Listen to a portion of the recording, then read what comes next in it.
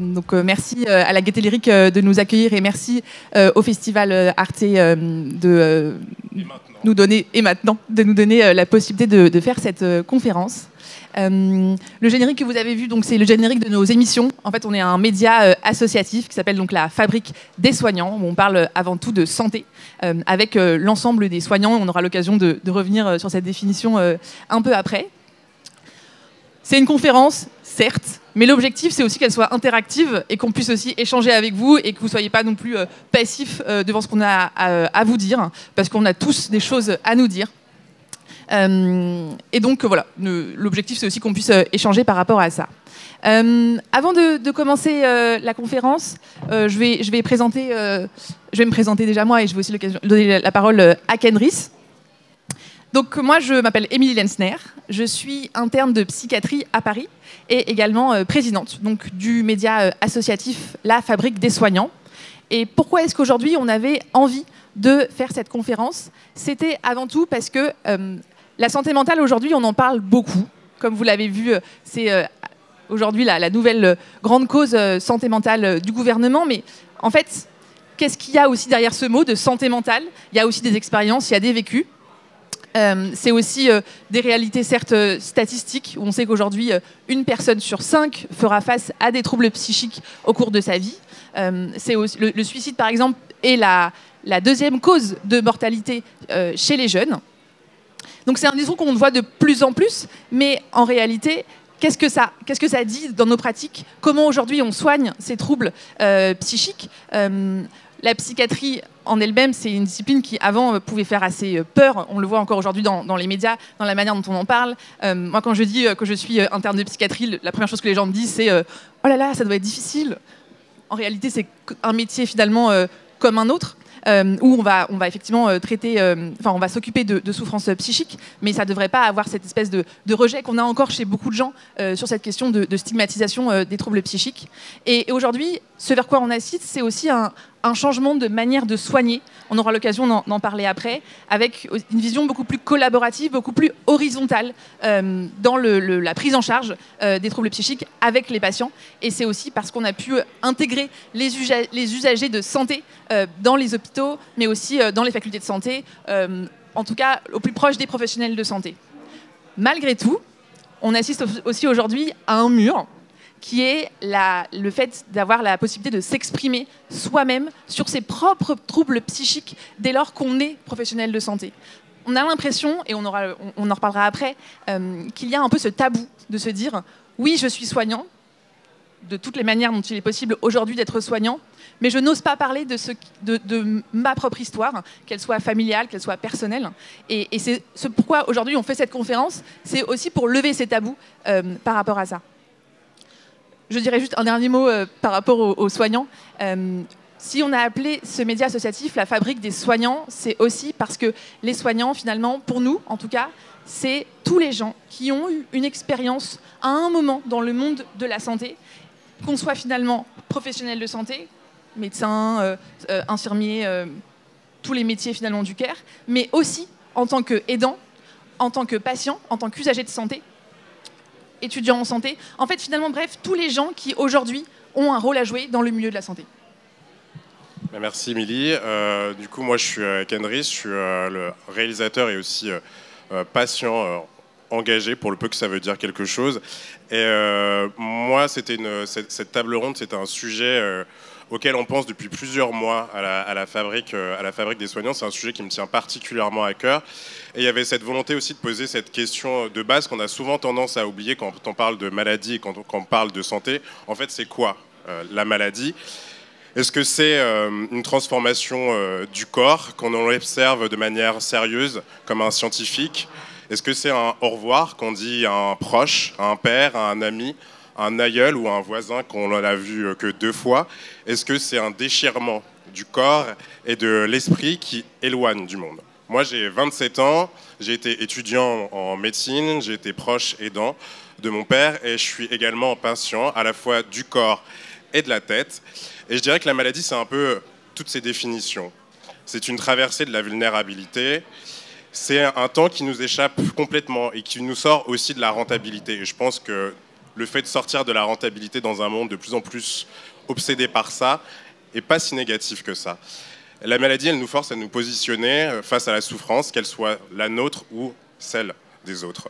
Avec cette table ronde, l'idée est d'arpenter les ponts qui existent entre les différentes expériences vécues de la maladie, et en particulier le pont qui se construit quand la personne malade devient soignant et quand le soignant vit intimement la maladie. Et donc c'est pour ça qu'on a le plaisir d'accueillir Jennifer Borsolino et Anna Lévy-Soussan, et aussi Pascale Brion qui sera avec nous à distance. On a préenregistré un entretien avec elle parce qu'elle nous vient tout droit du Québec.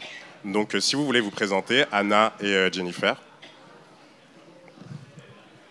Bonjour, donc Anna, et psychologue et concernée par un trouble psychique, et j'avais écrit un néologisme en hospice, j'étais en mode je suis psychofolle. Donc voilà, à prendre ou à laisser. Bonjour, Jennifer, je suis médiatrice santé-père en pédopsychiatrie à l'hôpital intercommunal de Créteil et patiente partenaire au CN2R, le Centre national de ressources et de résilience. Et donc on voulait vous poser une première question.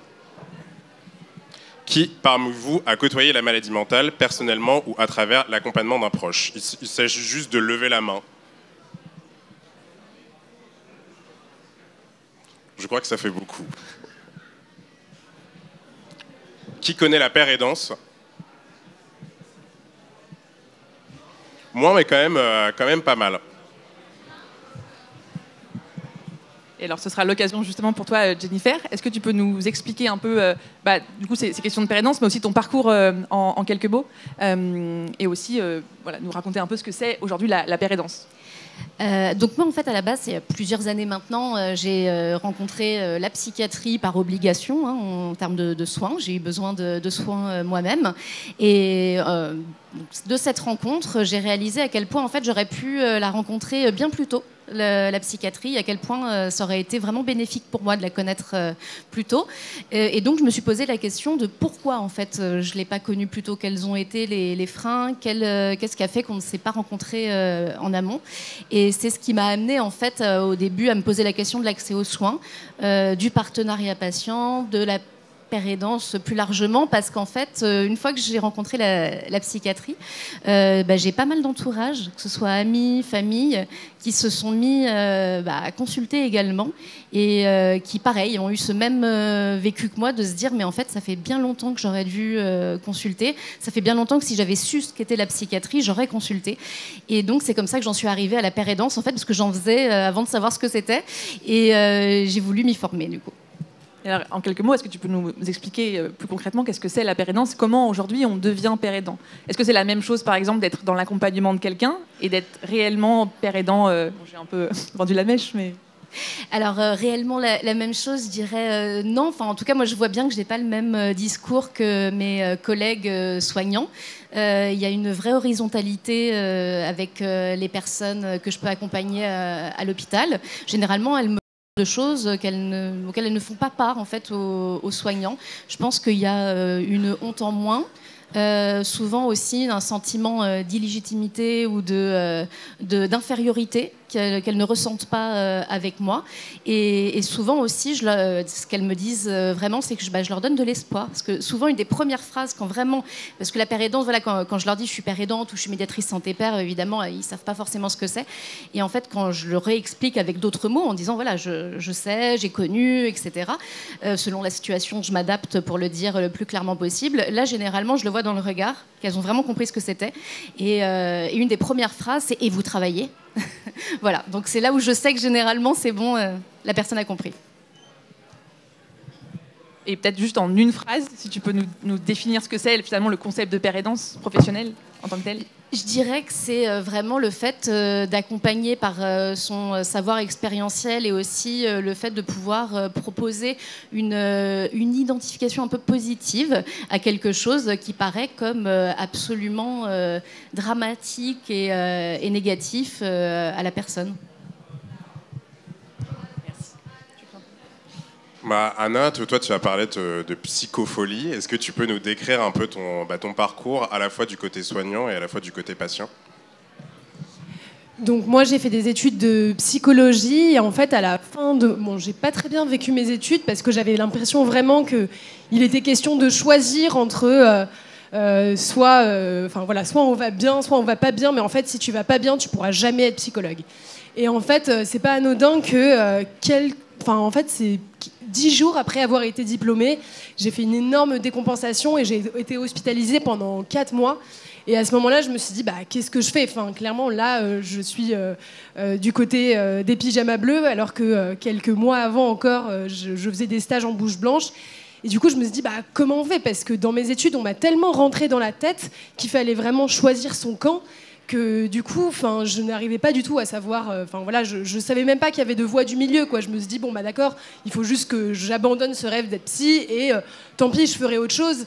Et voilà. Et puis après, je me suis dit, mais non, en fait, dans quelle mesure ce que j'ai pu vivre en hospitalisation, ça m'a justement permis de peut-être comprendre mieux aussi des choses que j'ai approchées seulement théoriquement.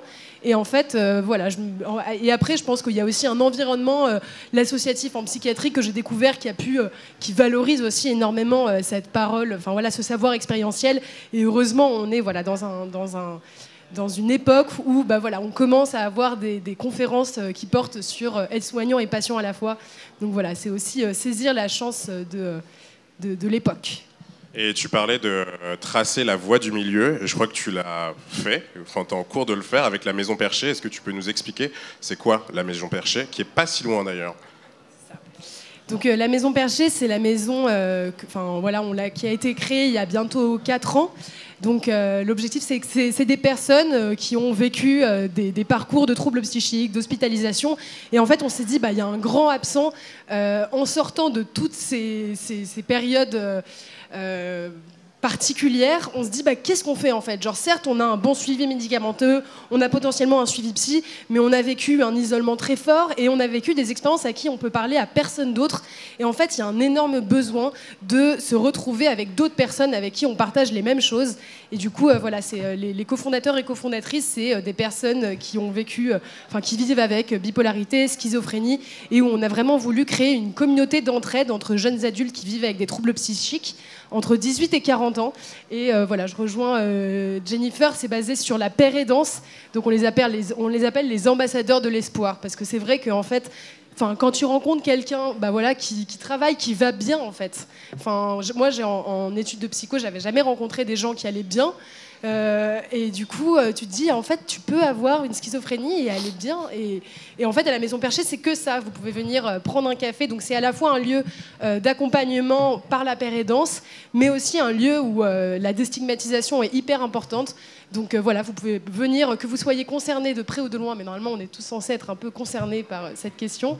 Vous pouvez venir prendre un café et juste vous laisser porter par cet endroit qui est génial. Et c'est où ? C'est au niveau du métro rue Saint-Maur, avenue de la République. Et ils font du très bon café. C'est vrai, et c'est important, c'est pas du... Non mais c'est vrai, on voulait pas que ce soit du café de machine, quoi, parce qu'on n'y serait pas allé.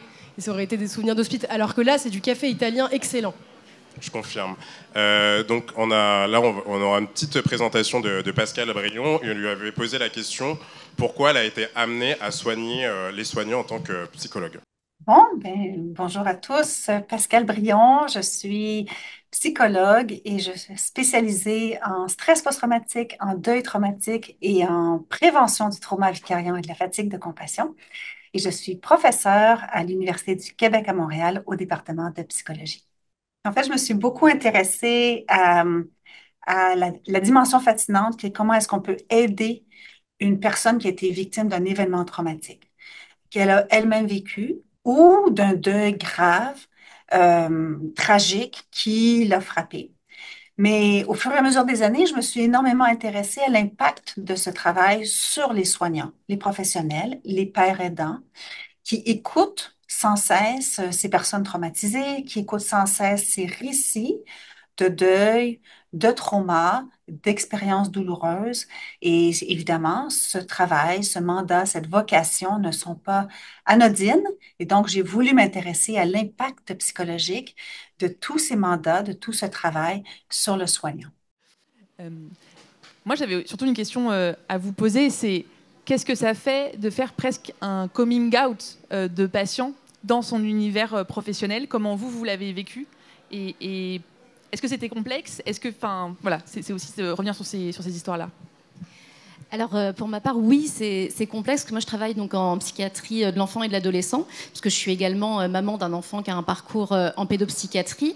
Et en fait, l'équipe a toujours tendance à remettre cette casquette uniquement maman concernée. Et oublie, donc je suis obligée de régulièrement refaire mon coming out et dire que non, je suis aussi également personnellement concernée.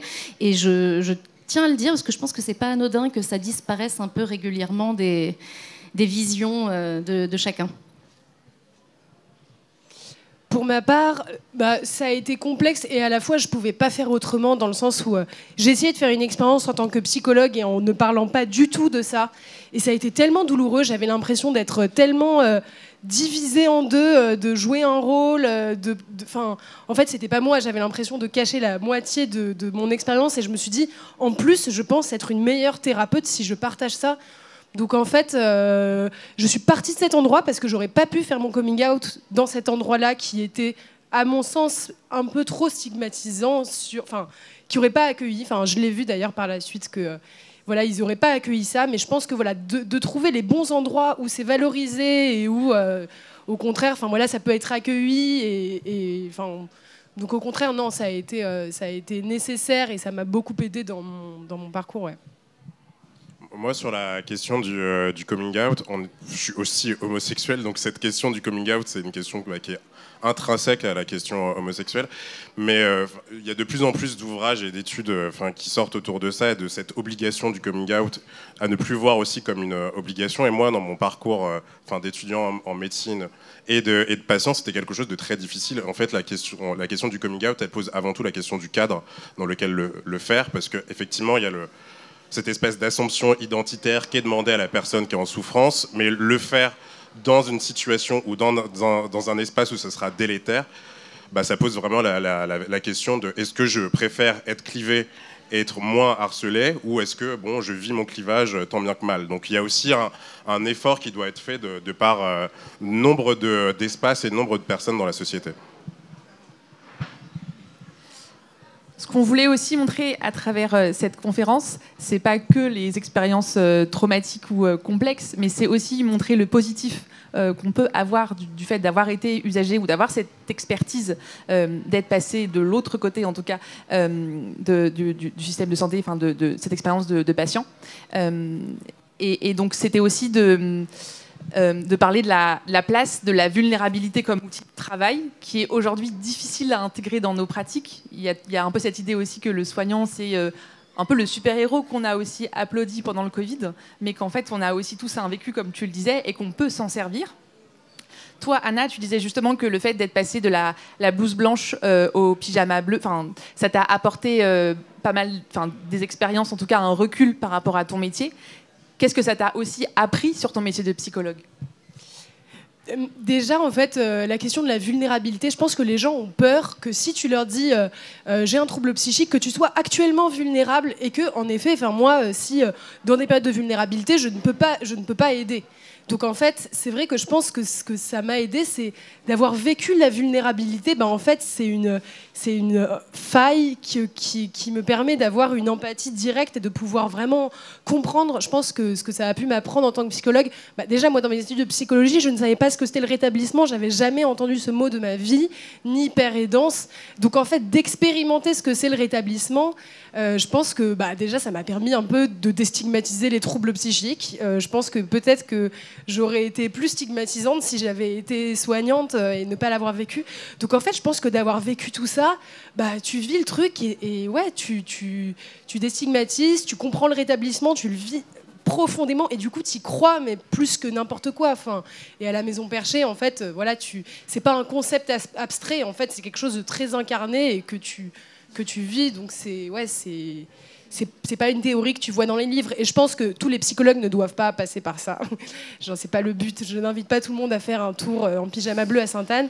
Mais en tout cas, de pouvoir écouter des témoignages de patients, d'anciens patients, et de pouvoir écouter des témoignages de pères aidants, en fait, c'est essentiel pour comprendre vraiment, pour incarner ce que c'est le rétablissement.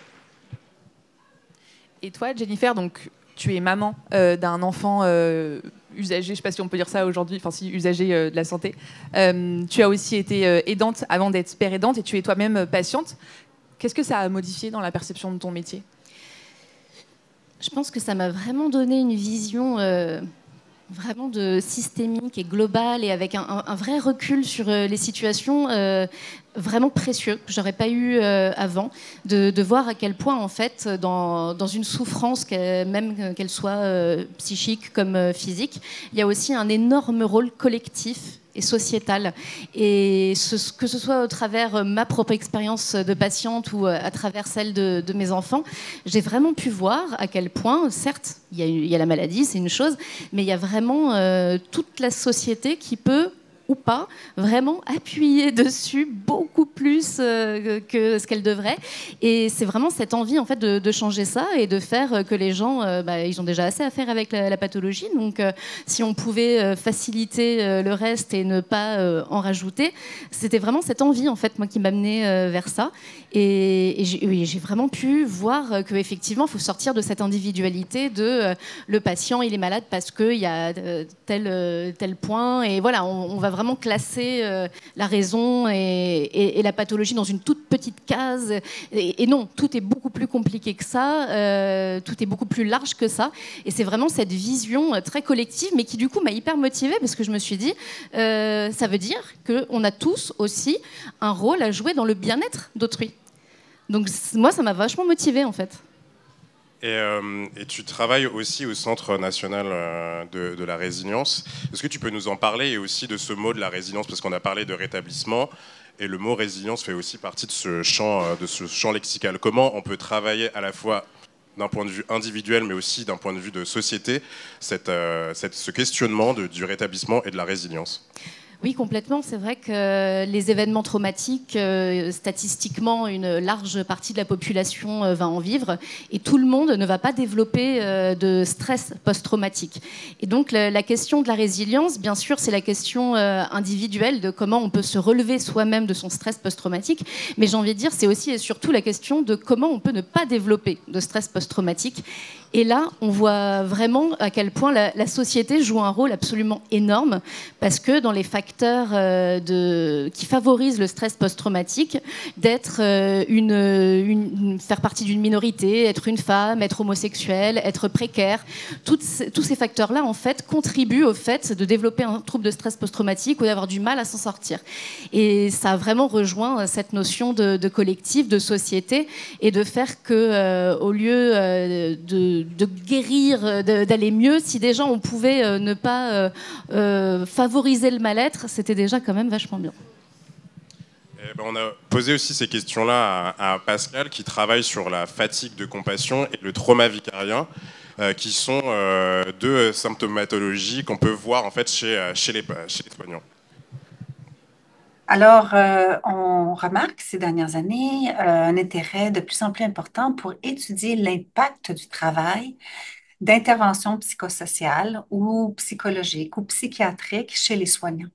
Et on remarque deux types de syndromes qu'on étudie de plus en plus. Le premier, c'est la fatigue de compassion, donc cette espèce de lassitude, cette impression de ne plus avoir un sentiment de vocation, cette impression d'être épuisé par le travail thérapeutique avec l'autre et qui se manifeste par des symptômes tels qu'une grande fatigue, une remise en question de sa vocation professionnelle, une difficulté à continuer à interagir avec des êtres humains parce que les êtres humains sont synonymes de responsabilité et de souffrance.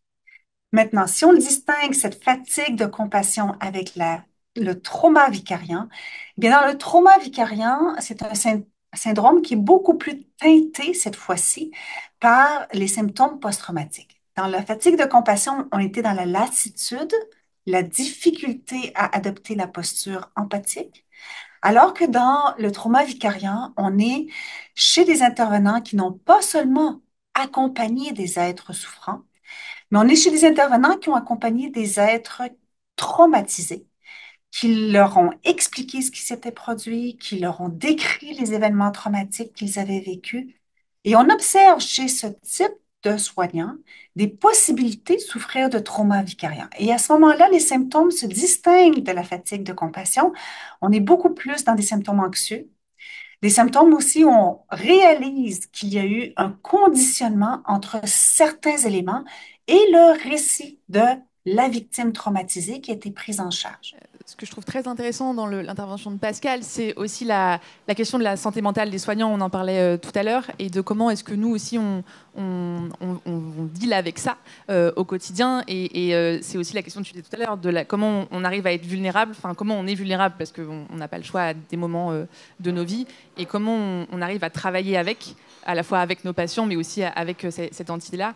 Moi, je voulais raconter une histoire qui m'était arrivée en tant que professionnelle de santé. C'était mon tout premier semestre où je débutais tout juste mon internat. Et dans mon équipe de collègues d'internes, j'ai eu un de mes collègues qui a fait une tentative de suicide au bout de 2 mois de notre début d'internat.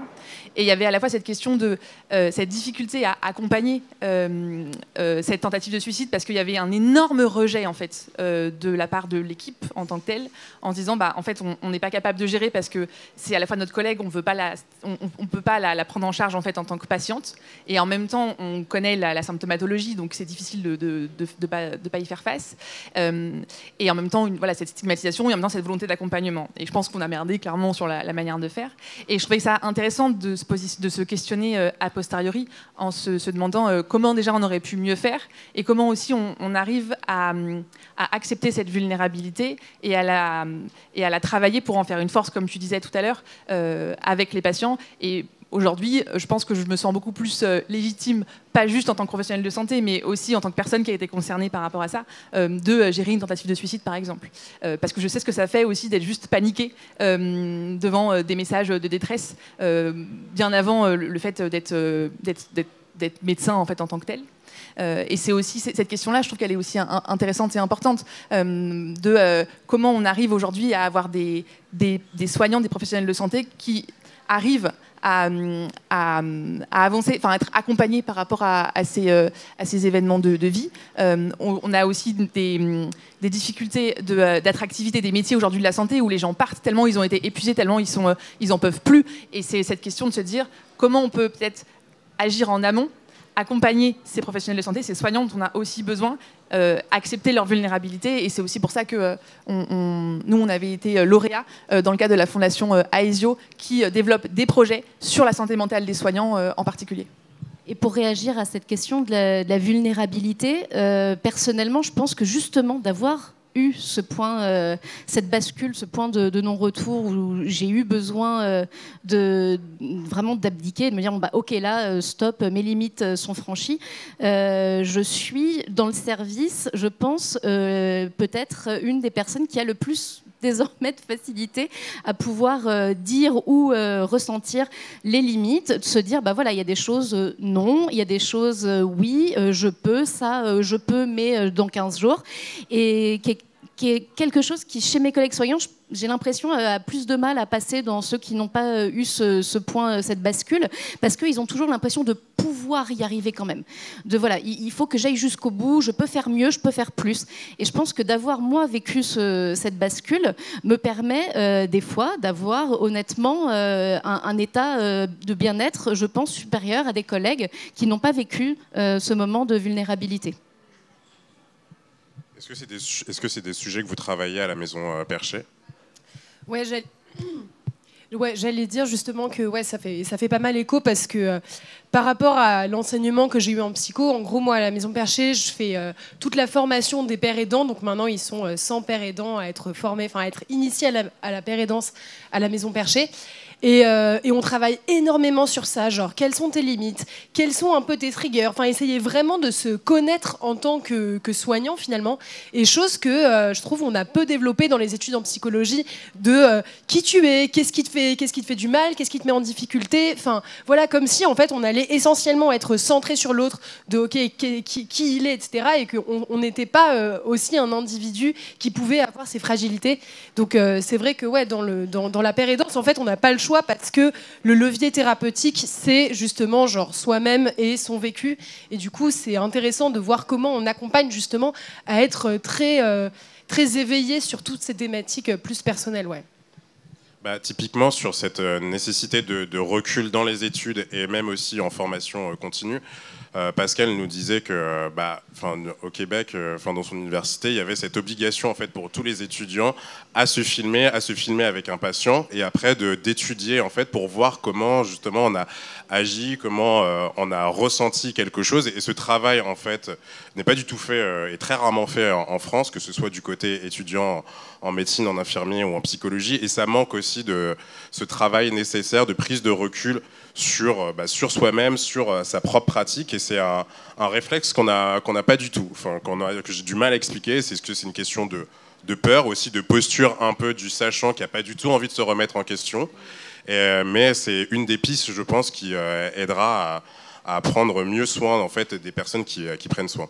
Et j'ai la chance pendant 6 sessions de former les étudiants en psychologie en M2. Il m'a dit carte blanche, tu fais ce que tu veux.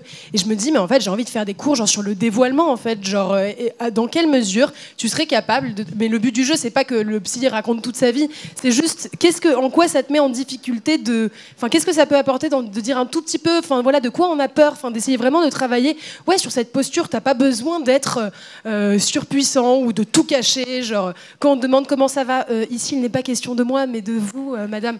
Non, t'as pas besoin de répondre ça. Tu peux te permettre de répondre, de t'ouvrir un petit peu. Et c'est vrai que, en étant patiente, on se rend compte que ce qui fait le plus de bien chez un soignant, c'est vraiment la bienveillance, qu'on sente qu'il y a vraiment cette humanité partagée. Et c'est vrai que ce serait cool de l'apprendre, quoi, vraiment, sincèrement.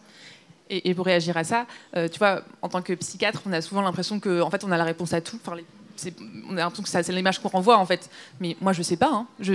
Moi je sais les médicaments, je sais la médecine. Qu'est-ce que ça veut dire la médecine? Mais la sémiologie, les signes cliniques, la dépression, je pense que je vois à peu près comment ça marche. Mais en fait je sais pas le reste. Et le reste, c'est les patients qui ont cette expertise-là. Et donc c'est pour ça qu'aujourd'hui on essaye de développer des soins collaboratifs et de se dire moi je suis aujourd'hui juste expert de mon savoir théorique. J'ai fait des études de médecine, certes, mais ça ne reste que des études de médecine. Et le patient, l'usager de santé, l'usager de soins en face, lui, il a toute son expertise avec la maladie, avec laquelle il vit 365 jours par an. Moi, je ne le vois finalement qu'en consultation, peut-être 20 minutes, 30 minutes. C'est un savoir qui est évidemment essentiel. Et c'est pour ça que c'est aussi important d'être dans cet échange-là et je pense aussi de rester humble en tant que professionnel de santé et de dire moi je ne sais pas vous guérir et je pense que c'est aussi important de le dire, mais par contre je peux essayer de vous aider. Mais c'est vrai que c'est ce que j'allais dire, le je ne sais pas. Je crois qu'en fait, c'est vraiment un des propos qui aide le plus en fait, à comprendre aussi ce qu'on peut faire en tant que père aidant. Parce que souvent, en arrivant, les professionnels disent allez, fais ton truc de père aidant, ta baguette magique, donne-lui la bonne façon, comment on y arrive. Je dis mais je ne sais pas. Je sais à la rigueur comment moi j'y suis arrivée, mais ça ne veut pas dire que ça va être sa propre façon d'y arriver. Et déjà, rien que de ça, de dire à la personne ou dire aux collègues je ne sais pas, et ça va être justement toute la chose, ça va être de découvrir comment lui, il peut y arriver, qui permet en fait de changer un peu ce regard aussi bien pour les soignants que pour le patient. Tout à l'heure, Anna, tu as évoqué un mot, tu as parlé du rétablissement. Est-ce que tu peux nous expliquer finalement aujourd'hui ce que c'est le rétablissement? Parce que je pense que ça ne parle pas forcément à tout le monde. Je pense que si on me posait la question aujourd'hui, qui sait ce que c'est le rétablissement? Ouais, pas grand monde. C'est parce que vous travaillez dans le milieu. Et de nous expliquer aussi comment la pérédance en fait, s'inscrit dans la mesure du rétablissement. Alors, en gros, avant, il y avait 2 options sur un trouble psy. Tu guéris pas. Et dans un trouble psy, souvent, on se disait, tu guéris pas. Et en fait, c'était un peu une condamnation du genre, tant pis, tu vas pas pouvoir guérir. Et en fait, le rétablissement, donc c'est né dans les années 60 aux États-Unis. Et c'est tout un mouvement où on s'est rendu compte, où c'est Patricia Digan, notamment, donc une psychiatre qui est aussi concernée par un trouble psy, donc par la schizophrénie, où elle s'est dit, en fait, non, j'ai pas envie déjà d'être définie par mon trouble, et je peux vivre bien avec ce trouble. Avant, on disait, elle est schizophrène. Non, elle est pas schizophrène, elle est plein d'autres choses. Et c'est en fait essayer de se dire, l'objectif dans le rétablissement, c'est pas de faire disparaître complètement le trouble. C'est juste, genre, certes, tu vis avec ce trouble, genre, il est là, il chill, mais l'objectif, c'est vraiment, genre, d'apprivoiser ce trouble comme un animal de compagnie et de pouvoir vivre bien avec, et que ça ne t'empêche pas de développer, d'avoir une vie professionnelle épanouie, d'avoir une vie sociale, des amis, des aspirations, des rêves, des projets. Et voilà, c'est vraiment une façon complètement différente de voir la personne. Et je pense qu'un soignant ou une soignante qui comprend le rétablissement et qui voit le rétablissement dans la virtualité. En fait, c'est vraiment voir la virtualité saine de la personne. Et quand on voit chez quelqu'un qui a un trouble, bah non, en fait, genre, il a une virtualité saine, il a une potentialité d'aller bien. Bah en fait, tu fais grossir cette partie, alors qu'avant, on ne voyait que le trouble et on était en mode, bon, bah, si tu arrives à sortir de ta chambre, c'est génial, génial. Bah non, en fait, c'est pas génial. Enfin, le but, c'est d'aller bien, quoi. Donc voilà. Et on avait posé la question à Pascal de est-ce qu'un patient qui a traversé des épreuves est un meilleur patient? Oui, mais voilà. Les personnes qui sont intervenantes psychosociales, il y a des études qui ont montré qu'elles avaient vécu plus d'épreuves et d'événements difficiles dans leur vie que la population générale. Et ce que ça fait, alors ça peut constituer un facteur de protection, c'est-à-dire j'ai moi-même traversé l'adversité. J'ai moi-même vécu des événements douloureux et je peux donc me placer tout à fait à la place de mes patients. Le facteur de risque, c'est ces facteurs d'adversité que j'ai vécus dans le passé peuvent être exacerbés par certaines rencontres que je fais. Et le danger, c'est je veux donc traiter les personnes que je rencontre de la même façon que ce qui, moi, m'a aidé. Donc, c'est l'uniformisation du soin. Et l'autre facteur, c'est ça m'a fragilisé. Et donc, quand je vais rencontrer un patient qui a vécu le suicide de son frère, si moi-même j'ai vécu le suicide de mon frère, peut-être que je vais glisser rapidement en sympathie. Peut-être que je vais sentir que je n'ai plus cette distance thérapeutique aidante et donc je suis plus à risque de trauma vicariant ou de fatigue de compassion. Et donc, ces facteurs d'adversité passés peuvent autant constituer un facteur de protection ou un facteur à risque, dépendamment de chaque intervenant. Du coup, j'ai une question à vous poser à tous les deux. Comment vous faites pour gérer justement les épreuves par lesquelles vous êtes passés pour éviter que ça puisse rentrer trop en résonance avec les personnes que vous suivez? Personnellement, je dirais déjà de savoir aussi se mettre en recul sur certaines situations. Moi, ça m'est déjà arrivé de me dire, bah voilà, telle situation, je peux donner des conseils, bien sûr, de loin à l'équipe soignante ou autre, mais je ne vais pas forcément aller écouter toute l'historique en synthèse d'équipe ou autre, parce que je sais qu'à ce moment-là, ça serait peut-être trop difficile pour moi. Ce qui ne sera pas forcément le cas 6 mois plus tard, hein. Peut-être que, mais en tout cas, voilà, je sais aussi y faire attention. Et puis, je dirais qu'avec le temps, j'y fais de moins en moins attention parce que j'ai pu de plus en plus expérimenter que en fait ça va, que j'ai aussi un petit matelas en dessous au cas où si jamais il se passe quelque chose, j'ai ma sécurité parce que on sait jamais. Donc en fait, au fur et à mesure, j'ai pu expérimenter de plus en plus et remettre un peu mon seuil de limite à jour, entre guillemets, j'ai envie de dire. Mais donc, oui, c'est ne pas aussi hésiter à dire, bah là, je vais vous adresser à un de mes collègues ou non, madame Untel, je préfère pas forcément la rencontrer. Je pense que c'est aussi important de savoir ça. Ouais, je rejoins complètement. Et en fait, les 2 points qu'elle a abordés, nous, quand on recrute les pairs aidants, on a une grosse grille où on essaye de voir où en est la personne. Et ces 2 points, c'est vraiment voilà, où en est la personne de tout ce qui est contagion émotionnelle, voilà, à quel point elle est encore assez à vif sur ce qu'elle vit. Et du coup, il y a beaucoup de perméabilité. Et à quel point aussi elle peut projeter encore, enfin voilà, à quel point tu fais la différence entre moi, ce que j'ai vécu, et ce que l'autre vit. Et voilà, en fait, c'est un énorme travail sur soi. Enfin, c'est un travail gigantesque qui prend du temps. Nous, on n'hésite pas à dire, bah, peut-être que c'est pas le bon moment, mais voilà, en fait, le but, c'est que ton savoir expérientiel et ton vécu. Enfin, moi, par exemple, quand je parle de mon vécu, j'ai l'impression que c'est un objet que je pose là. mais c'est plus moi. Enfin, je sors pas mes entrailles sur la table et j'ai pas l'impression que je suis complètement à nu devant les gens. Et je pense que c'est important qu'il y ait ce travail qui fait que bon, bah, en fait, c'est un outil comme un autre dans la relation d'aide. Et voilà, tu peux te servir de l'écoute active, comme tu peux te servir de ton savoir expérientiel, mais que voilà, c'est pas. C'est vrai que si c'est une histoire qui est encore en train de se passer, c'est impossible d'aider sur ça parce que voilà, on a trop de billets. Mais si c'est une histoire que tu as bien travaillée, que tu as bien élaborée et qui est là, qui est un livre que tu peux lire, mais voilà, c'est comme quand voilà, on fait lire un livre, on a fait un chemin depuis parce qu'on l'a sorti, quoi. Donc voilà, c'est aussi le vécu est un voyage.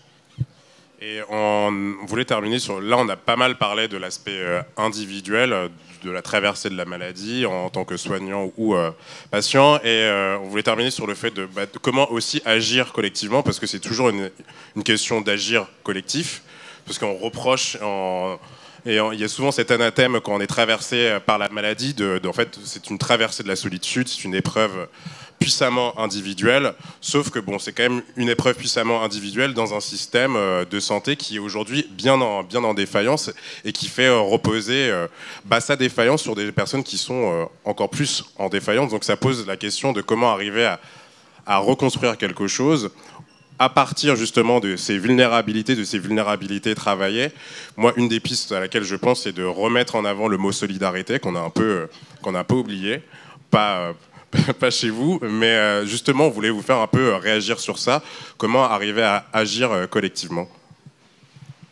Oui, moi je pense que clairement, je suis convaincue, c'est indispensable, on ne peut pas faire autrement que collectivement.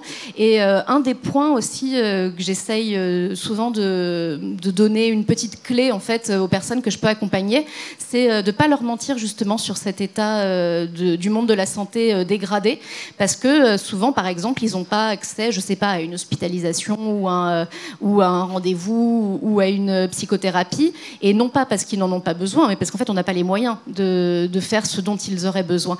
Et personne n'ose vraiment leur dire, en fait, parce que c'est vrai que c'est pas agréable de dire je devrais faire ça pour vous, mais je peux pas. Voilà, c'est très douloureux, en fait, à supporter.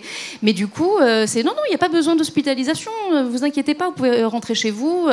Et en fait, on laisse les personnes avec, de toute façon, un côté un peu incongru qu'ils perçoivent et qui les met en insécurité énorme. Donc, moi, j'hésite pas, des fois, à leur dire voilà, oui, effectivement, ça pourrait être autrement. À une autre époque, ça aurait certainement été autrement, pas forcément d'ailleurs pour le mieux, puisque je pense qu'il y a du bon aussi dans l'évolution, mais voilà, d'être plutôt franc avec eux sur le côté justement collectif et sociétal de ce qu'est le monde de la santé actuellement et pourquoi effectivement il y a certaines choses qu'on va leur demander ou qu'on ne va pas leur proposer, alors qu'ils vont pouvoir lire sur internet ou entendre par leurs voisines que en fait c'est important à faire quand on traverse une tentative de suicide ou autre. Anna, tu veux dire quelques mots par rapport à ça également ? Oui, pour le côté collectif, moi je parle souvent de pyjama bleu et blouse blanche parce que cette dualité me marque beaucoup et je me dis c'est tellement dommage que j'ai eu ce ressenti que c'était vraiment deux camps et qu'il fallait choisir et qu'il y avait même parfois une forme de rivalité où quand t'es patient t'essayes de cacher tes symptômes parce que t'as envie de sortir, parce que tu vois même pas le soignant comme quelqu'un qui peut t'aider, tu le vois comme quelqu'un qui va juste te mettre plus de médoc et qui va te faire durer plus longtemps en hospice. Et je me dis ce serait tellement bien que cette dualité n'existe plus, qu'on comprenne qu'on est vraiment dans la même équipe, qu'on veut la même chose, qu'on veut avancer vers le soin et que voilà, que on voit dans les patients plus de force en fait, que plus de potentialité de force et que en fait voilà, on est amené à être tous ici autour d'une même table et que les soignants fassent plus preuve de vulnérabilité en fait, qu'il y ait vraiment qu'on puisse avouer que voilà, on n'est pas des, enfin voilà un peu le thème de cette table ronde, la vulnérabilité, la force. Et en fait voilà, je pense que si on essaye de redoser un peu, et il y a une médiatrice de Santé Père que j'adore qui s'appelle Eva Mazur qui est obsédée par ce mot de tendresse dans le soin. Elle dit mais est-ce que tendresse c'est compatible avec le soin? Elle trouve que c'est pas très répandu quand même, ce mot il n'est pas commun. Et c'est vrai que genre, je me demande qu'est-ce que ce serait si on pensait la tendresse dans le soin, genre voilà, à suivre. C'est une excellente question. Moi, ça me touche énormément quand tu parles de questions de blues. Il faut savoir qu'avec Kenris, quand on était jeunes, étudiants en santé, plus jeunes qu'aujourd'hui, on avait monté cette association qui s'appelait Derrière la blouse. Parce que déjà, en tant qu'étudiant en santé, on avait l'impression d'être tout petit dans cette chaîne alimentaire de l'hôpital et d'avoir envie d'aller finalement aussi derrière la blouse des médecins qu'on voyait, des chefs de service qu'on voyait et de se dire mais c'est qui l'humain derrière la blouse? Moi, je voudrais juste comprendre comment ça marche avec toutes les questions qu'on avait et les peurs et les difficultés qu'on pouvait retrouver en tant qu'étudiant en santé et d'essayer de lier en fait beaucoup plus facilement et en faisant tomber les uniformes et en se retrouvant juste en tant qu'humain autour d'un café. Et c'est pour ça qu'on avait appelé à l'époque nos formats Histoire de blues et un café avec pour trouver des occasions d'aller échanger et c'était aussi le cas pour le faire avec les patients. La table ronde arrive malheureusement à sa fin. On avait encore plein de choses à se dire, mais on voulait aussi vous donner la parole à vous si vous aviez des questions ou si on peut en prendre deux, je pense, si vous vouliez réagir sur les échanges passionnants qu'on a eus à peu près depuis 1 heure. Bonjour, merci beaucoup, c'était super intéressant. En fait, en vous écoutant, moi j'ai la chance d'avoir une mère psychologue, psychanalyste qui était à mes côtés, donc qui a beaucoup réagi pendant toute la table ronde. Et en fait, je trouve que la question des triggers, la question de comment moi j'approche le sujet, enfin, moi elle m'a toujours dit un psy doit faire une psychanalyse et c'est la base en fait quand tu veux être psy. Et du coup, j'avais l'impression que vous n'avez pas trop évoqué ça. Et comment en fait on peut intégrer la question de faire une psychanalyse ou d'autres formes de... Enfin, je trouve que ce que vous dites, en fait, c'est un peu ce que proposent les psys en disant tout le monde doit faire une psychanalyse avant de devenir psychologue, quoi. Oui, c'est clair. Enfin, en soi, je sais pas si on entend. Complètement, oui. Le but, c'est, enfin, moi aussi dans mes études, on nous disait beaucoup en tant que psy, tu fais ta psychanalyse, mais en fait, c'est plus voilà comment amener ça aussi dans le dialogue avec l'équipe, avec les autres. Et c'est parce que oui, tu fais ta psychanalyse de ton côté, mais en fait, c'est dommage de pas pouvoir aussi partager ça avec le reste de l'équipe. Nous, à la Maison Perchée, on partage tous, genre, ça me trigger, ça me truc, etc. Et je trouve que pour avoir fait plusieurs stages avec, dans des équipes soignantes, il y a moins ce partage. Mais après, si c'est le cas dans vos équipes, c'est que c'est une équipe du futur. Je me permets aussi juste de répondre pour mon expérience en tout cas d'interne de psychiatrie.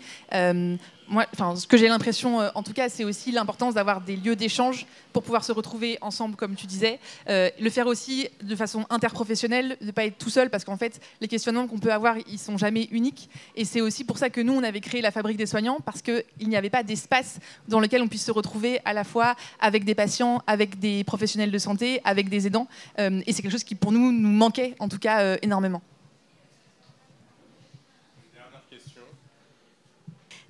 Moi, j'ai vu que dans la Fabrique des soignants, dans votre collectif, il y avait aussi des administratifs.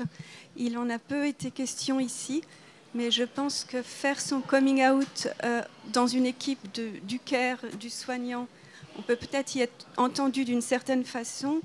Qu'en est-il des DRH? Qu'en est-il des responsables associatifs? Qu'est-ce qui fonde cette vulnérabilité? Moi, j'ai évoqué une certaine vulnérabilité dans un lieu de travail que j'avais. Ça m'a énormément desservi. Et voilà, donc je pense que c'est aussi une question importante et ça m'intéresse de savoir quel type d'administratif ou de responsable vous avez, de DRH par exemple, vous avez dans ce lieu. On n'avait que 50 minutes, donc on a dû réduire certaines questions. Mais typiquement, quand j'évoquais la question du coming out, notamment quand on est homosexuel, ou tout type de coming out oblige en fait à confronter l'autre à sa vulnérabilité, et le faire dans des institutions qui n'ont pas l'habitude de faire ça, ou qui sont des institutions par essence qui sont maltraitantes pour bon nombre de personnes, en fait ça crée des difficultés. Donc on est aussi bien conscient qu'il y a un travail politique immense à faire de ce côté-là, d'où le fait qu'on voulait terminer sur cette question de l'agir collectif. Effectivement, il faut qu'il y ait des travaux individuels qui soient faits par les personnes traversées par cette expérience individuelle qu'est la maladie. Mais en fait, s'il n'y a pas de mouvement aussi qui vient de la part des personnes qui sont en direction, ça va pas changer. Mais ce mouvement, il viendra, je pense, que dans une affaire de lutte, où il va falloir rentrer en lutte pour assumer que la vulnérabilité, en fait, c'est quelque chose qui concerne tout le monde et qu'il va falloir confronter la société à ça frontalement en se disant bah oui, on est tous vulnérables à un moment donné ou à un autre, certains plus longtemps que d'autres, certains avec plus de difficultés que d'autres, et de sortir du coup de cette logique de rentabilité que j'évoquais en tout début. Et après, dans la fabrique des soignants, il y a eu à peu près tout type de personnes en niveau direction. Voilà.